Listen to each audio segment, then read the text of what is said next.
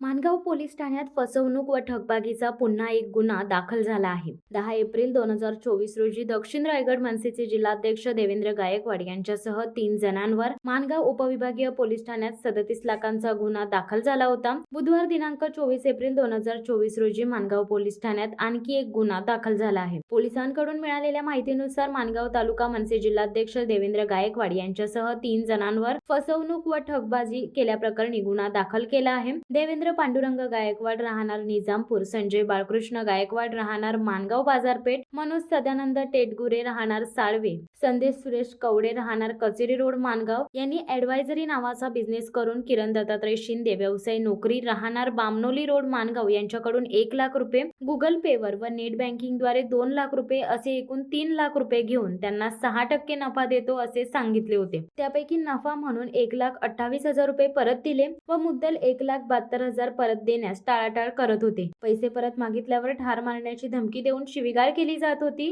किरण यांची फसवणूक झाल्यामुळे त्यांनी माणगाव पोलीस ठाण्यात रितसर तक्रार दाखल केली। या घटनेचा अधिक तपास सहाय्यक पोलीस निरीक्षक श्री भोसले करीत आहेत। शिवसत्ता टाइम्ससाठी दीपक दबके, माणगाव। दे धडक बेधडक वृत्त देणाऱ्या आपल्या शिवसत्ता टाइम्स न्यूज चॅनलला लाल बटन दाबून सबस्क्राईब करा आणि बेल आयकॉनला क्लिक करायला विसरू नका।